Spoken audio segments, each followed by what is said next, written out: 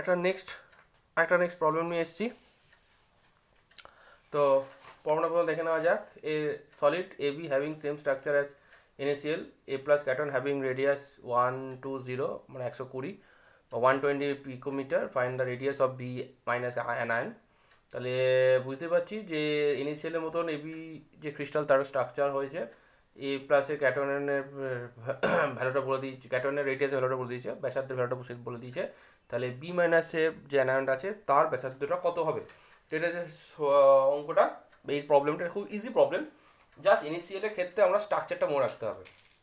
তো আমরা কি জানি যে NaCl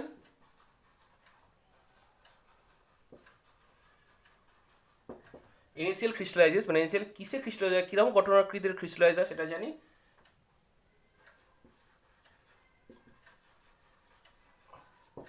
অক্টাহেড্রাল স্ট্রাকচারে কেলাচিত হয়। অক্টাহেড্রাল স্ট্রাকচার মানে 6x6 কোঅর্ডিনেট, স্ববর্গাকার সংখ্যা, কোঅর্ডিনেশন নাম্বার 6, বাংলায় বলা হয় স্ববর্গ সংখ্যা, যেখানে 6টা Na প্লাসকে 6টা Cl মাইনাস চারদিকে ঘুরে থাকবে এবং 6টা Cl মাইনাসকে 6টা Na প্লাস চারদিকে ঘিরে থাকবে, অক্টাহেড্রাল স্ট্রাকচার।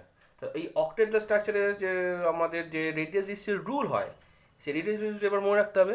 তো as per radius ratio rule,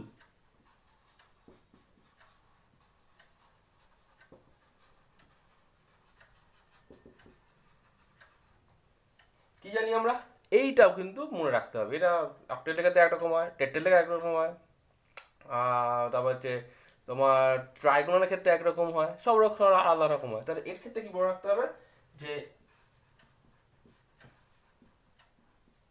R plus by R minus এই দুটো রেশিওর রুলটা হবে,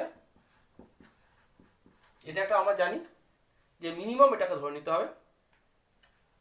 হ্যাঁ, মিনিমামটা ধরে করতে হবে আমাদেরকে। তো এটা জানি, এটা হবে, এটা আর নিচে হলে, এটা যে নিচে হয়ে যায় সেটা কিন্তু আর অক্টাহেড্রাল থাকে না। তো আমাকে মিনিমামটা ধরেই কাজ করতে হবে। একটা নির্দিষ্ট রেঞ্জ আছে আমরা জানি, সেই রেঞ্জের মধ্যে মিনিমাম রেঞ্জটা ধরে আমাকে কাজ করতে হবে। তো এবারে আমরা ভ্যালুটা বসিয়ে দিই। আর প্লাসের ভ্যালু হচ্ছে,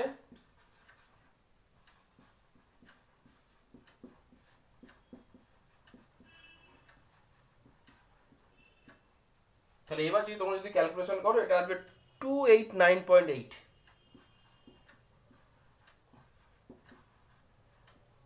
তাহলে আর এখানে বেড়ে গেল, তাহলে এখানে আর প্লাস মানে যেটা হচ্ছে এ প্লাস, এর প্লাস ভ্যালুটা বলে দিয়েছি রেডিয়াসের, তো আর প্লাস স্ট্রাকচারটা বেরিয়ে গেল, দিস ইজ এত picometre, this is the actual value of anion.